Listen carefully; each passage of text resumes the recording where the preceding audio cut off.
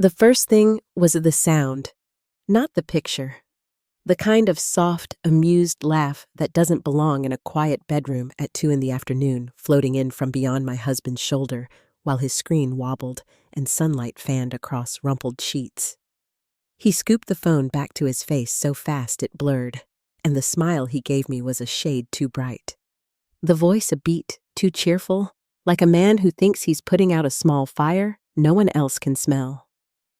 I felt my breath snag, then smooth itself, and I heard my own voice answer him like any ordinary day, asking about lunch and meetings and how he was feeling. He talked on, confident, as if words could wallpaper over what I hadn't meant to see. I ended the call with a kiss toward the camera and a hand that didn't shake until the screen went black. The laugh stayed with me longer than the picture did a ribbon of sound, tying a knot I couldn't ignore. Before I go any further, tell me where you're listening from tonight, and if stories like this help you find your own voice after betrayal, tap like and subscribe so you don't miss what comes next. Your support keeps me brave enough to say the quiet parts out loud.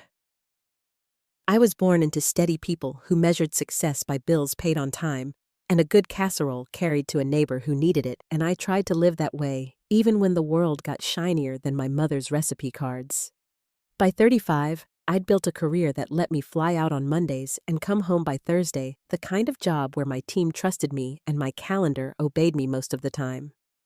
Daniel loved that I hustled. He said it made us a pair, his late nights matching mine, 2 people pushing the same stone, up the same hill. We met in a borrowed tux and a black dress at a friend's wedding, and within a year, we were comparing mortgage rates and arguing gently about whether the porch swing should face the magnolia or the street. We hosted barbecue Sundays and lit candles on weeknights for no reason at all, letting the house learn our footsteps until it felt like a second skin. If our rhythms looked perfect to other people, it was because we were good at them.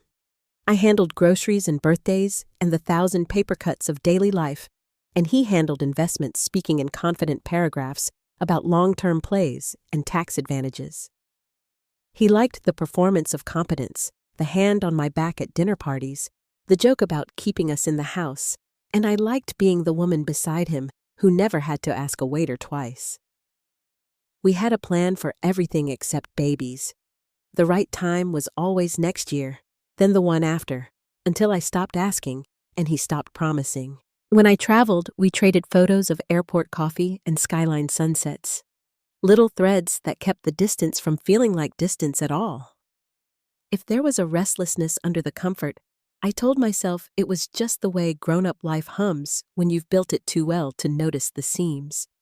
The first seam showed up as a scent floral, and not mine, clinging to the collar of his shirt. On a Thursday, I came home early and found him at the sink with the tie already off and a glass of something amber in his hand. He kissed my cheek and said his assistant was a hugger, then laughed as if the world were full of harmless misunderstandings, and I laughed too, because I didn't know how to do anything else in that moment without starting a fight I wasn't ready to finish. At a friend's table the next weekend, he raised his glass and joked about being the one who kept our roof over our heads, and the room laughed on cue. I smiled and felt something catch like a splinter that would stay no matter how many times you brush the spot. I noticed his phone lived face down more than it used to, and that late nights had turned from sometimes to often. But I chose quiet over questions, telling myself we were fine, because most of the time, we looked it. The night before the call from Dallas, I set 2 mugs on the porch railing and watched the neighborhood dim to dark, thinking how comfortable the house felt when the day finally let go. Years from now, I may remember that quiet as the last smooth breath before a plunge, because the very next afternoon, trying to be sweet between meetings, I tapped his name and learned what a single laugh can undo. The laugh I heard that afternoon in Dallas didn't leave me. It followed me through the hotel lobby into the cab and even across the quiet stretch of highway as I stared out the window at fields I couldn't name. I knew what I had seen, no matter how quickly Daniel had jerked the phone back into place. The sunlight on the bedspread, the bare shoulder that didn't belong to me, the sharp little giggle it all lined up too neatly. My body knew it even as my mouth played along, pretending everything was fine. By the time I reached the airport, the ache in my chest had grown into something colder, and I realized that I had stepped onto a path I couldn't turn away from. I sat at the gate with my laptop open and nothing typed on the screen. I must have looked calm to anyone passing by, but inside, I was calculating. If I confronted him too soon, he'd spin it like he always did, some misunderstanding, some harmless moment taken out of context. He was good at smoothing over doubt. He had years of practice, and I had years of letting him. That was the part that stung almost as much as the betrayal itself. I had trained myself to overlook the late nights, the hidden messages, the perfume that lingered when he swore no one had been near him. The signs had been there all along, like crumbs I swept under the rug because I wanted my marriage to stay whole. When I landed back in Austin, Daniel was waiting at the curb with his easy smile, waving like we were still the couple our neighbors admired. He took my bag, kissed my cheek, and asked if I was hungry. The scent of mint gum hit me first, sharp enough to make me wonder what he was trying to hide. Just tired, I told him, sliding into the passenger seat and fastening my belt with steady hands. He started the car, humming softly, the picture of a man with nothing to hide. I kept my face turned toward the window, breathing in silence. At home, everything looked as it always had. My coffee mug sat washed and waiting by the sink. The porch light glowed faintly in the evening air. He carried my suitcase upstairs and asked if I wanted a bath. Drawn his tone smooth like he had rehearsed it. I watched him moving through our bedroom, fluffing pillows, folding clothes, and for the first time, I felt like a stranger was in the room. My Daniel, the man I had met in a crowded reception hall years ago, was gone. In his place stood someone who could smile into a camera while another woman laughed in the background. The next few days blurred together a performance of normalcy that only I recognized for what it was. At breakfast, he scrolled through his phone, chuckling under his breath at texts I never saw. "Big project this week," he said, not looking at me. I nodded, pouring coffee into his mug, my smile soft, my voice even. "Do what you need to," I replied. He kissed my cheek, told me I was the best, and left the house with the same confident stride as always. I stood at the window, watching his car disappear down the street, and whispered to myself, "You think you're safe?" One evening, I came home earlier than he expected. The house was quiet, and I found him in his office with the laptop glowing. His posture shifted the moment he saw me in the doorway. "Didn't hear you come in?" he said lightly, closing a tab too quickly. I smiled, setting my purse down on the chair. Traffic was easy. He leaned back, casual, tapping the pen against his desk, like he had nothing to hide.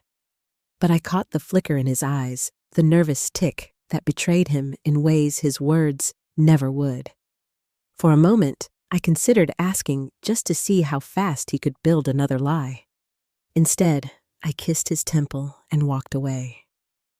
His sigh of relief trailed after me, proof enough. At night, lying beside him in the bed, I no longer recognized I listened to his breathing even out as he drifted to sleep.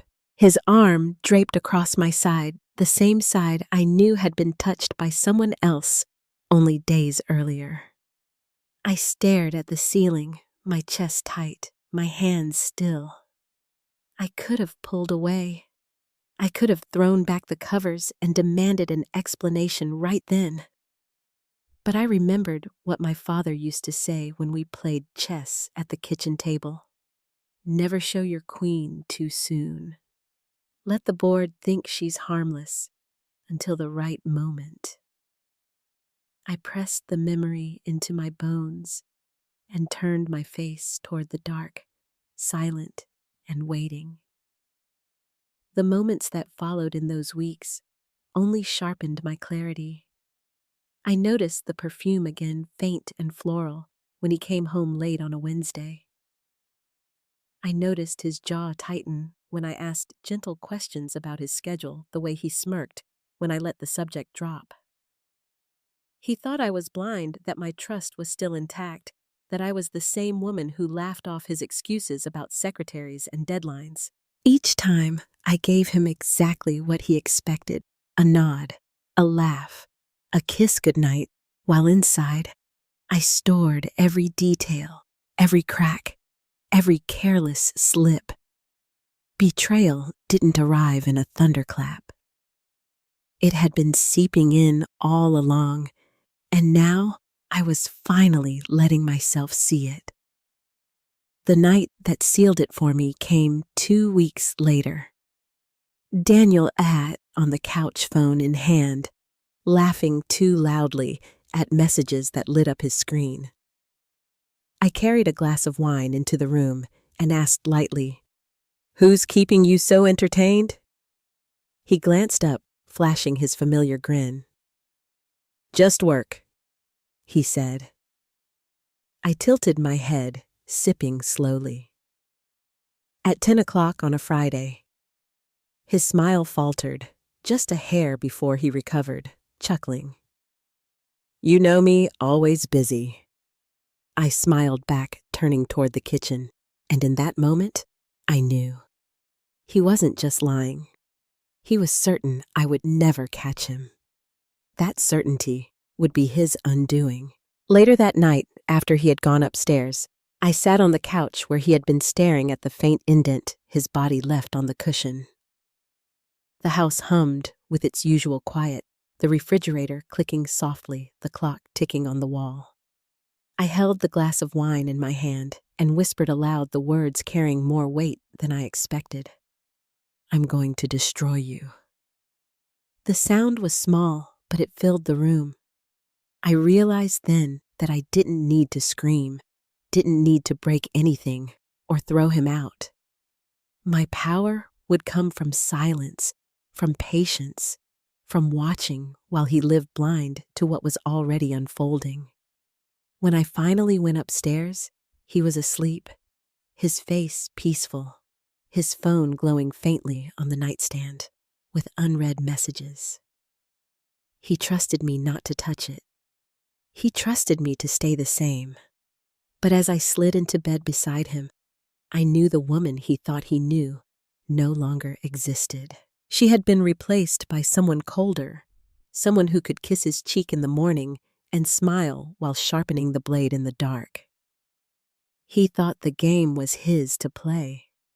What he didn't realize was that I had already moved my first piece. And as I closed my eyes that night, I knew part of me would never rest until I saw him stripped of everything he had built on lies. The cracks had been ignored long enough. Now it was time to let them widen. The days after that whispered vow felt like walking through fog. Outwardly, nothing had changed. Daniel still tapped his fork against his plate at breakfast, still kissed my cheek before leaving for work, still came home with stories about deadlines and projects.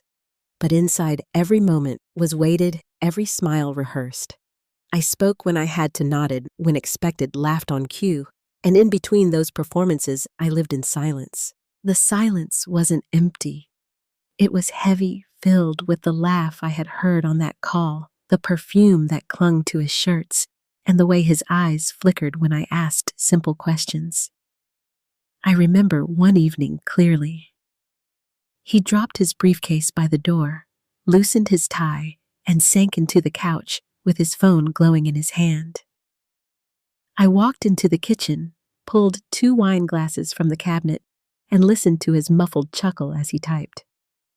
My chest tightened, but my face was calm when I carried the glass into the living room.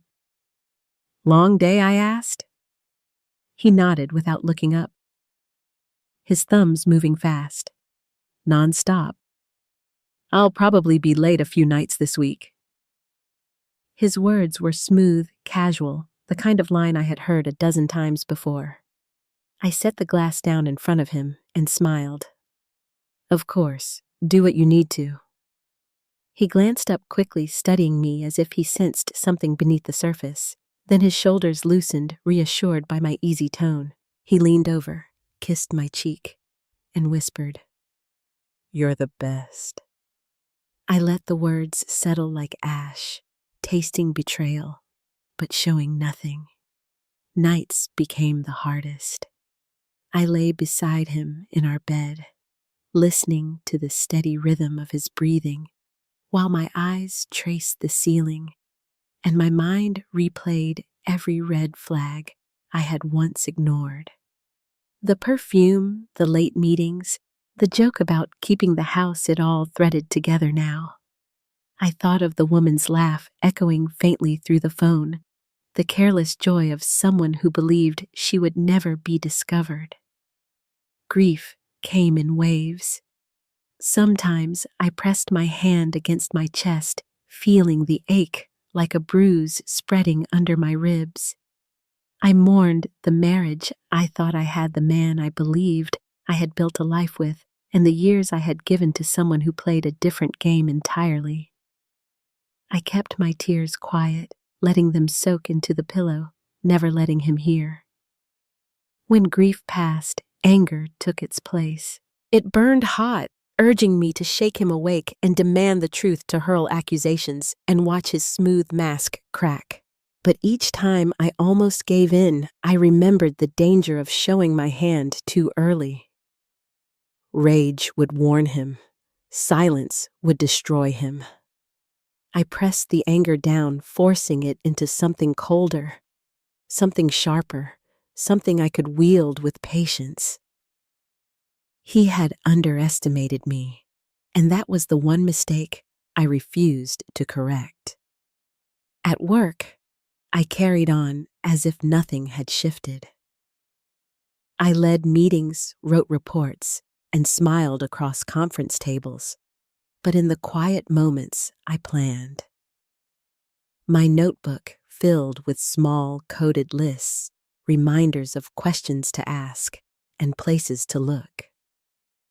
I thought about our finances, how he always insisted on handling the investments, how my signature appeared on papers I barely remembered signing, how I had let him take control without realizing it. That thought settled heavy in my stomach. Betrayal wasn't just about the body in our bed.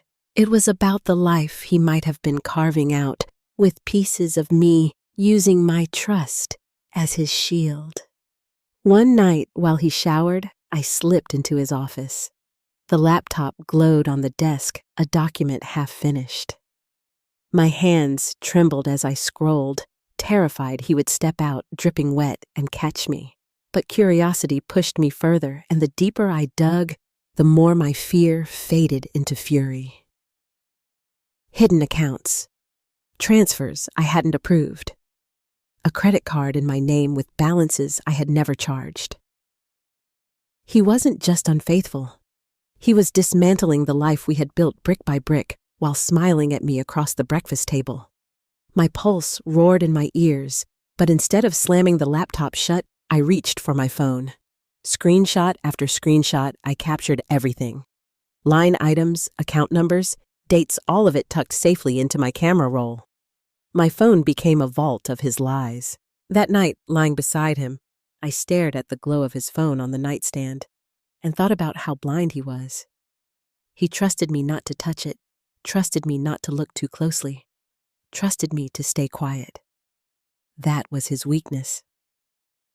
He didn't realize that silence could be sharper than any confrontation. He thought he had years to play his game. I was already reshaping the board. The next step was finding someone I could trust, someone who wouldn't falter or gossip. A colleague, a woman I respected, once mentioned a lawyer who had guided her through a brutal divorce. Her name was Clara Jennings. I called her from my office under the guise of a coffee meeting. Sitting across from her in a quiet cafe, I slid my phone across the table and let her scroll through the screenshots in silence.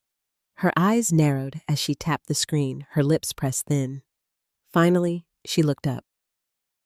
"When did you discover this?" she asked. 2 weeks ago.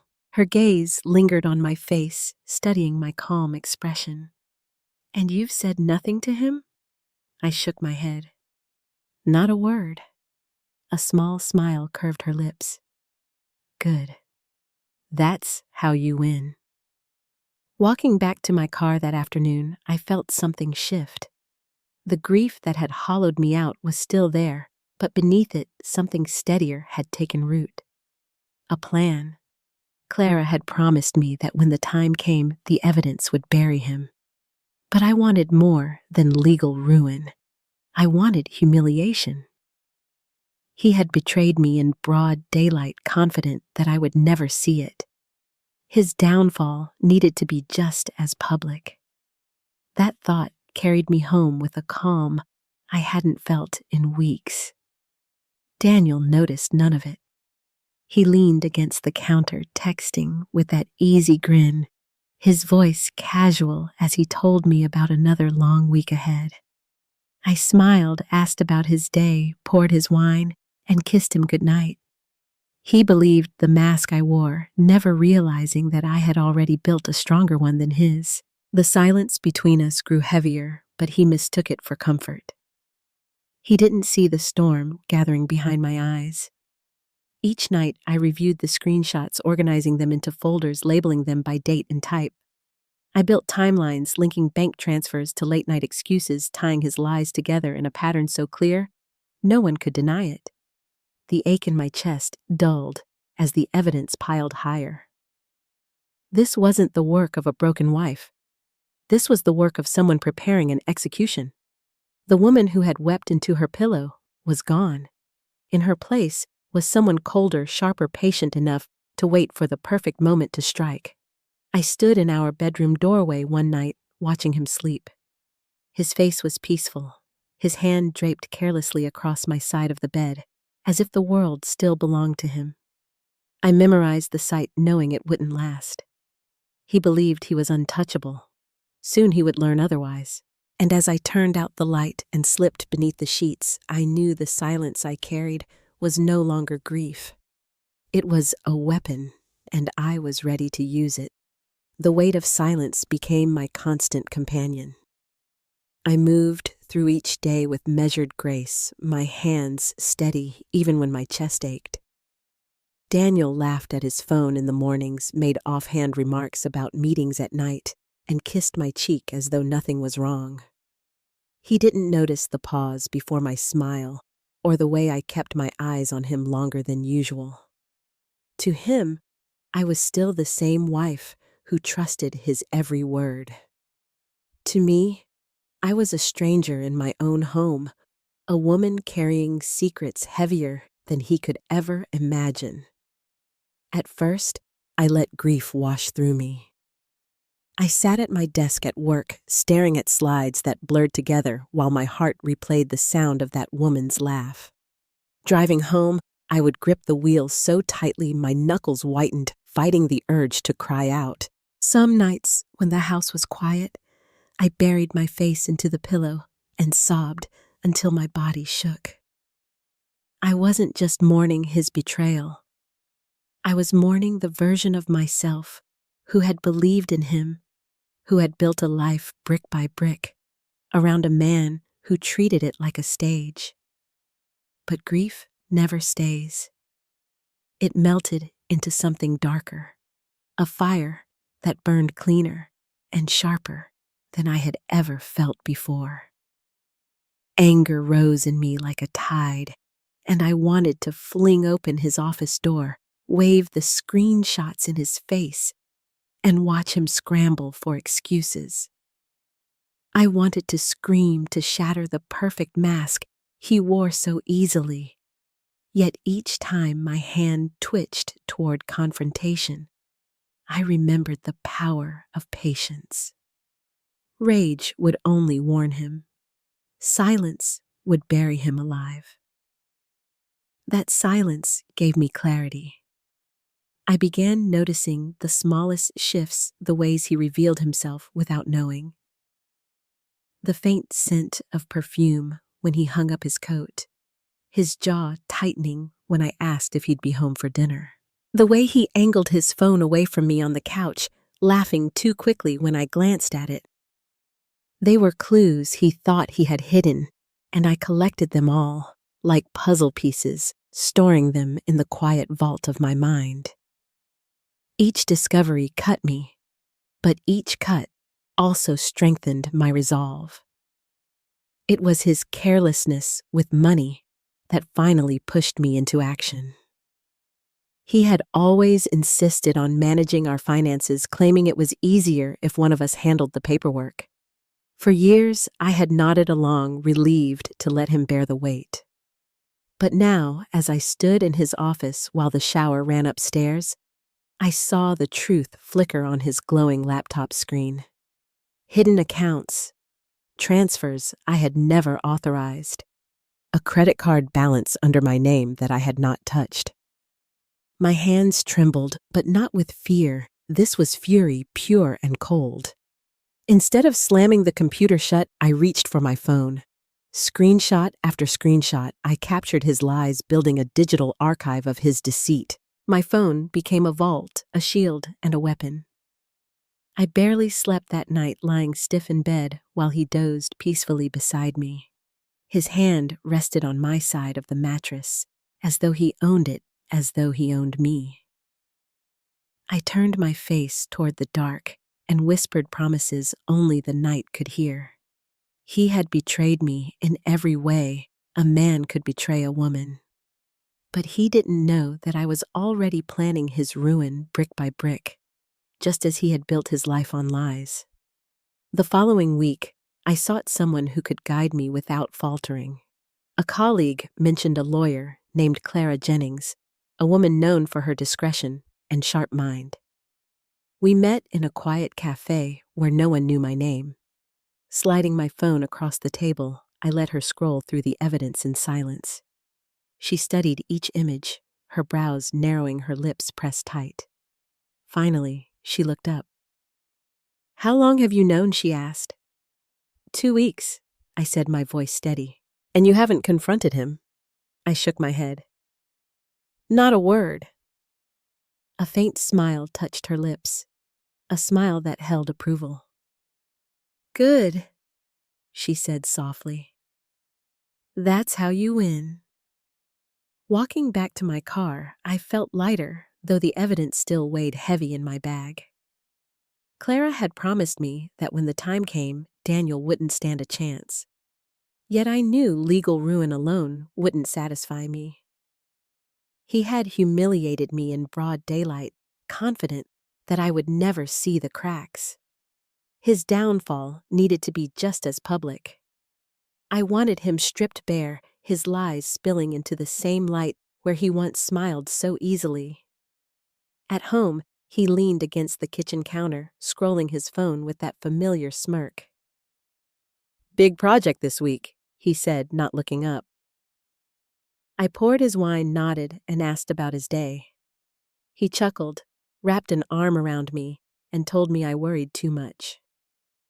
He didn't notice the calculation behind my eyes, the way my smile stretched just enough to reassure him. He believed the mask I wore, never realizing it was stronger than his own. Night after night, I organized the screenshots into folders labeled and cross-checked. I built a timeline that tied his bank transfers to his late meetings, his excuses to his lies. With each detail, the ache in my chest dulled. This wasn't the grief of a broken wife anymore. It was the calm of an executioner preparing her strike. The woman who had once wept into her pillow was gone. In her place stood someone colder, patient enough to wait, sharp enough to cut when the time was right. One night, I lingered in the doorway of our bedroom watching him sleep. His mouth was slightly open, his chest rising and falling in a steady rhythm. He looked peaceful, untouched, certain of his control. I memorized the sight, knowing it wouldn't last. He thought I was blind, thought he had years left to play his game, but I had already moved my first piece. And as I turned out the light and slid beneath the sheets, I understood what silence could do. It could sharpen into a blade. It could steady into a vow. It could end a man's world without ever raising my voice. I learned quickly that revenge wasn't one grand gesture, but a series of small, deliberate steps. Each required patience, precision, and the discipline to wear a smile while planning the destruction of the man beside me. Daniel still moved around the house with his usual arrogance, laughing at late-night messages, brushing off questions with charm, and assuming I would never look past the mask he had polished so well. He didn't see the quiet shift in me the way my silence had become its own kind of weapon. The first step was securing myself. With Clara's help, I opened a private account tucked away in a bank Daniel never touched. Each week I moved small amounts of money into it, transfers so subtle they would escape his notice. She taught me how to collect documents without leaving a trail. Statements, property deeds, even the mortgage paperwork he had once insisted I didn't need to review. Every page I gathered became another brick in the wall I was building between us. For the first time in years, I felt the ground under my feet again. But financial ruin alone wasn't enough. What I wanted most was for him to feel what I had felt: the humiliation, the shock of betrayal unraveling in front of others. If he had been bold enough to keep his mistress in our home, then his undoing deserved an audience. That thought kept me steady on the nights I nearly broke. I would pour his wine, laugh at his stories, and kiss his cheek while imagining the stage where his mask would finally shatter. One evening, as I loaded the dishwasher, I heard him in the living room on the phone. His voice carried easily, full of pride, as he told someone about a presentation he was preparing for the company's quarterly dinner. "Everyone will be there," he said, his tone triumphant. I dried my hands and leaned against the counter, my heart beating in a slow, deliberate rhythm. That was the stage I had been waiting for. From that moment, my days revolved around preparation. I organized the evidence into a thin folder, carefully selecting which pieces would cut the deepest. Bank statements showing transfers in my name, credit card bills I hadn't signed, emails carelessly saved, and photographs of Lauren wrapped around him in places he claimed to be working late. I didn't need everything, just enough to make his fall undeniable. The folder looked unremarkable, but I knew it carried the weight of his entire undoing. Keeping the mask in place became harder as the weeks went on. He was reckless, slipping in late with perfume clinging to his shirt, leaving his phone buzzing on the counter while he laughed it off as work. One night, his screen lit up, and I glanced at the name before he snatched it up too quickly. His eyes searched mine, wary for a moment, then softened when he saw me smile. "What?" he asked, smirking as though the moment were harmless. "Nothing," I said lightly, turning back to my glass of wine. That was the closest I came to being caught, and I promised myself it would be the last. By then, I had learned to perform my role perfectly. I asked about his meetings without pressing too hard, tucked away every careless excuse, and played the part of the supportive wife he believed me to be. At the same time, I studied Lauren from a distance. A single email saved in his drafts had given me her full name, and from there her online life unfolded easily. Carefree photos of wine bars, weekend getaways, and hotel lobbies, each one stitched neatly into the timeline I was building. She didn't know it, but her recklessness had become fuel for my fire. There were nights when the weight of it all pressed on me so heavily I thought I might break.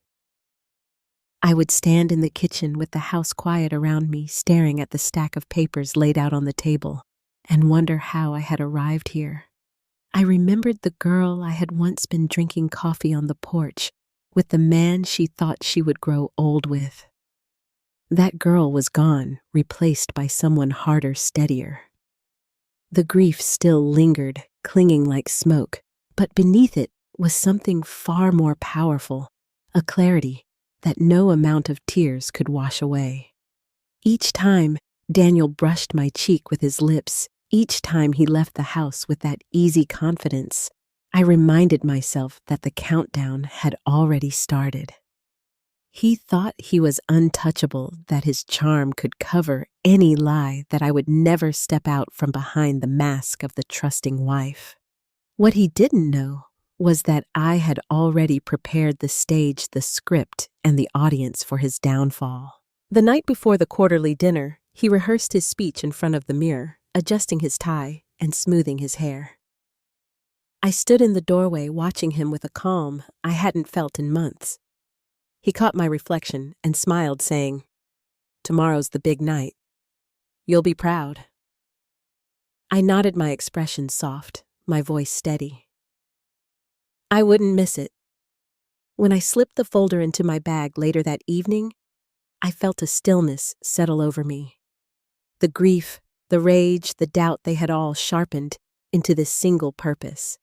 I had everything I needed, the evidence, the stage, and the patience to see it through. He would walk into that ballroom tomorrow, believing it was his moment to shine. What he didn't realize was that it would be the night he finally burned. And as I turned out the light sliding beneath the sheets beside him, I whispered silently to myself, he would never see it coming. The night of the quarterly dinner arrived with a crispness in the air that made the chandeliers inside the ballroom glow even brighter. Daniel had been buzzing for days, reciting his speech in the mirror, straightening his cufflinks, bragging about how the executives would finally see his brilliance. He looked at me with that proud, easy smile as we stepped through the glass doors, as though he were leading me into a world that belonged entirely to him. I walked beside him, calm and steady, the thin folder resting quietly in my bag like a secret heartbeat. The room was filled with laughter and clinking glasses, waiters weaving between tables with trays of champagne and hors d'oeuvres. Executives in dark suits leaned toward one another with polished smiles, their spouses sparkling in gowns and jewelry that caught the light. Daniel fit right in, shaking hands, laughing loudly, soaking up admiration as if it were air. He kept a hand on my back, introducing me as the woman who kept him grounded, his voice laced with pride for the benefit of others. I returned polite smiles, nodded at kind words, and never once let my expression betray the storm I carried inside. When the speeches began, I slipped into a seat near the front, close enough to see the fine sheen of confidence on his face as he walked to the podium. He looked polished, practiced the picture of a man whose life was perfectly aligned. His voice rang across the room as he spoke of growth and vision, clicking through slides filled with numbers and promises. Applause swelled after each point, and he basked in it, his grin widening with every nod of approval. I sat with my hands folded neatly in my lap, waiting. As the last slide faded from the screen, Daniel closed his remarks with a triumphant flourish. The room erupted into applause, the kind that carries admiration and belief. That was my cue. I rose from my chair, the scrape of its legs cutting through the clamor like a blade. Heads turned. Daniel's smile faltered as his eyes found mine. "Hannah?" He asked, his voice a touch too light. I walked toward the nearest table, my heels striking the marble floor, in a rhythm that silenced the room. Setting the folder down, I opened it with deliberate calm. Papers slid across the linen spreading in front of the nearest executives. "Before we celebrate," I said evenly, "there's something this room deserves to know." Murmurs rippled, glasses paused midair, and Daniel's color drained as he stepped forward from the podium. "Sweetheart, maybe later," he said, forcing a chuckle. But it was too late. Eyes had already fallen on the paper's bank statements with unauthorized transfers, a credit card balance under my name, and an email thread tying him to transactions that reeked of fraud. I pulled a photo free, sliding it across the table. Daniel wrapped in Lauren's arms outside a hotel downtown, time-stamped and undeniable. Gasps spread like wildfire. "That's private." Daniel snapped, his voice rising. "This isn't the time." But his protest only fed the silence around him.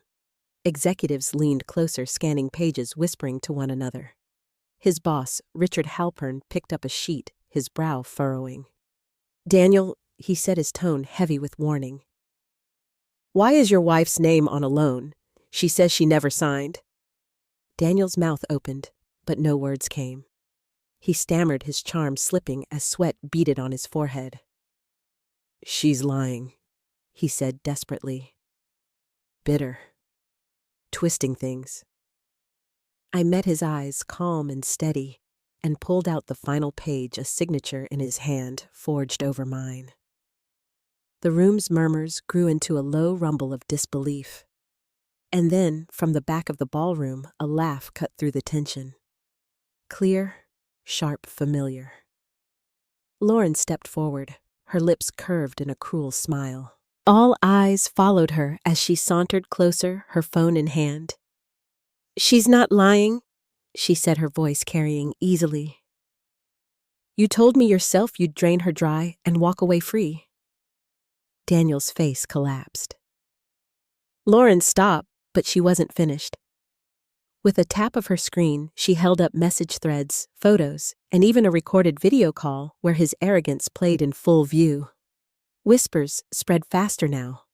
Phones lifted pictures snapped the scandal already escaping the walls of the ballroom. Richard Halpern's voice cut through the chaos, cold and final.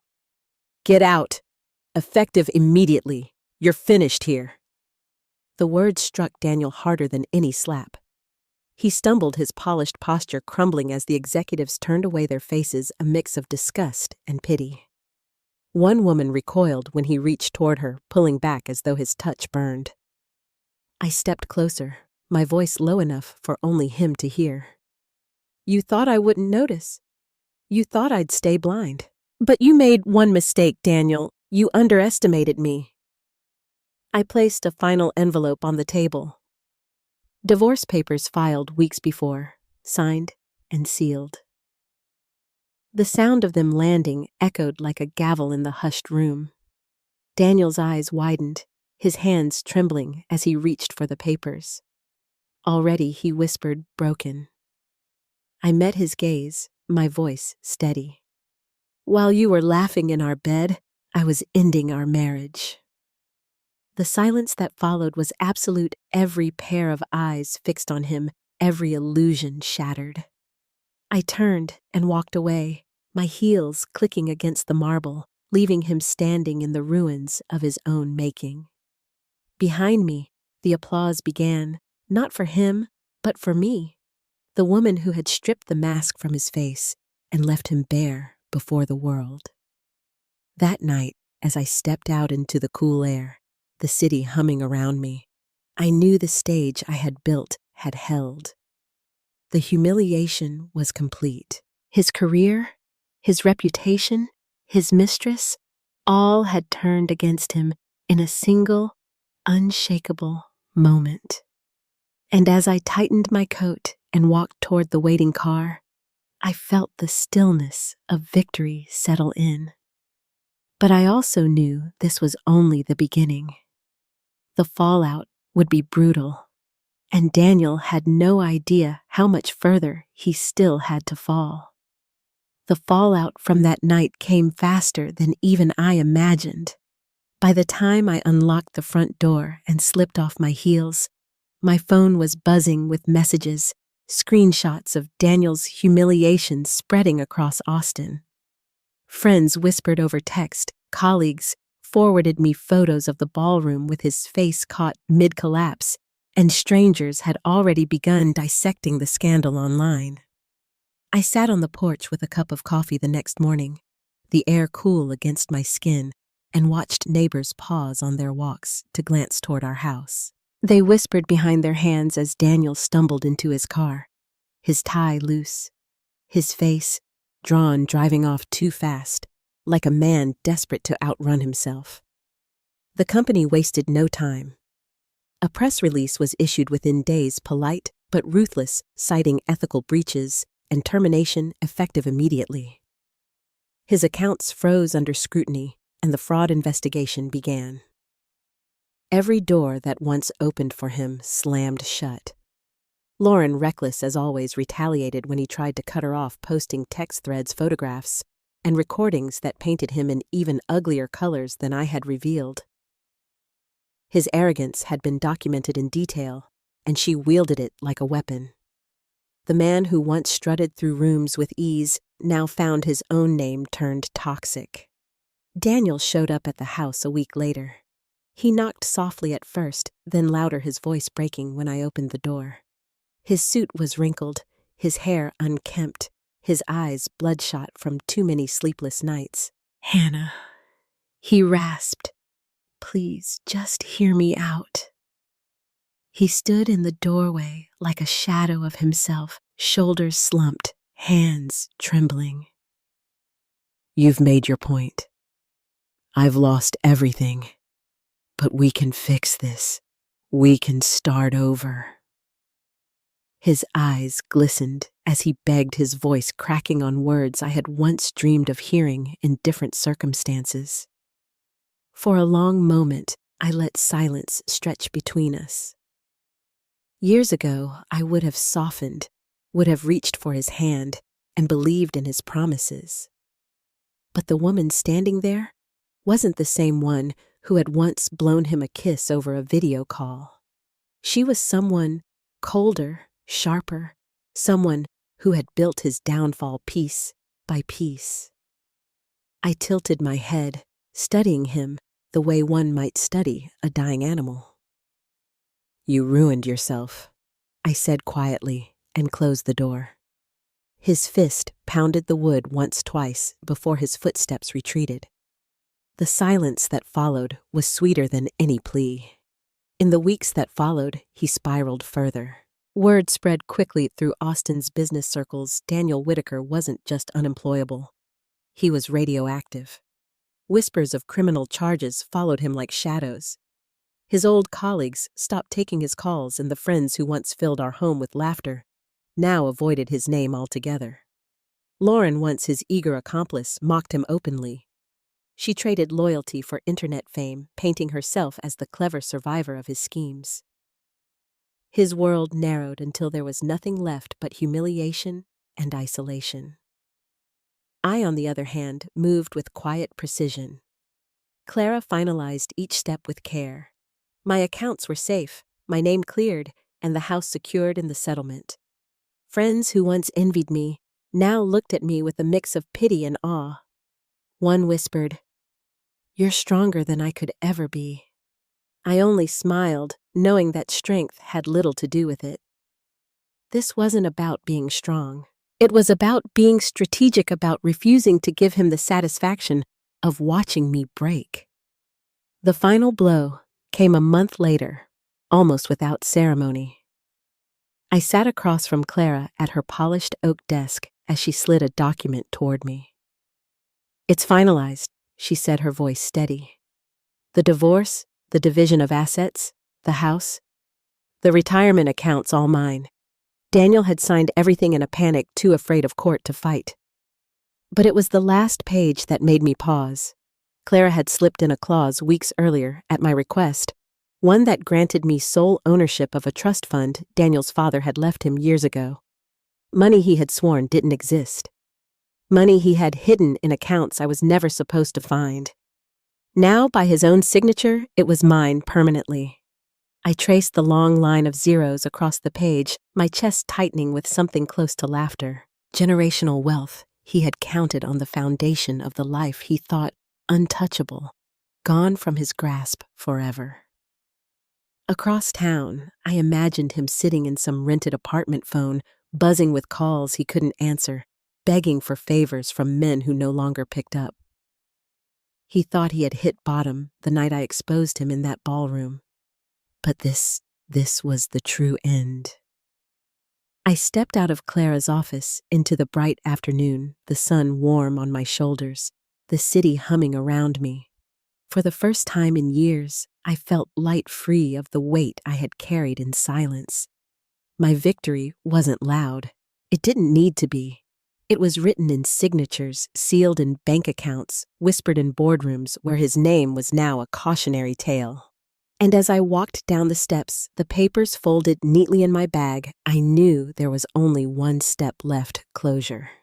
Daniel had been erased from the world he once dominated, but I still needed to decide what his absence meant for me. The storm I had carried for months had finally broken, leaving only calm in its wake. What I chose to do with that calm would define the rest of my life.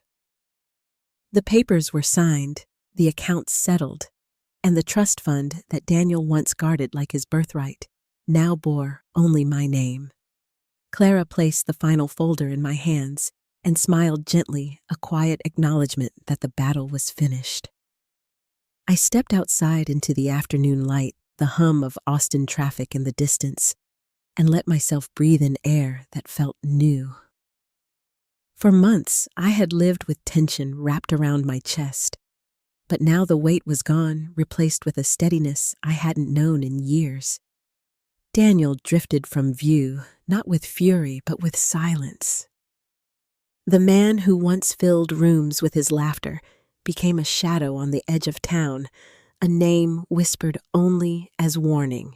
Friends who once envied me stopped mentioning him altogether, and even the neighbors who had gossiped on the porch now offered me soft smiles, carrying casseroles as though warmth could patch what had been broken. I accepted their kindness, though inside I already felt whole. My dignity had not been taken. It had only been waiting for me to claim it back. The house once haunted by his lies grew peaceful again. I painted the walls in lighter colors, planted herbs along the porch, and reclaimed the space as my own.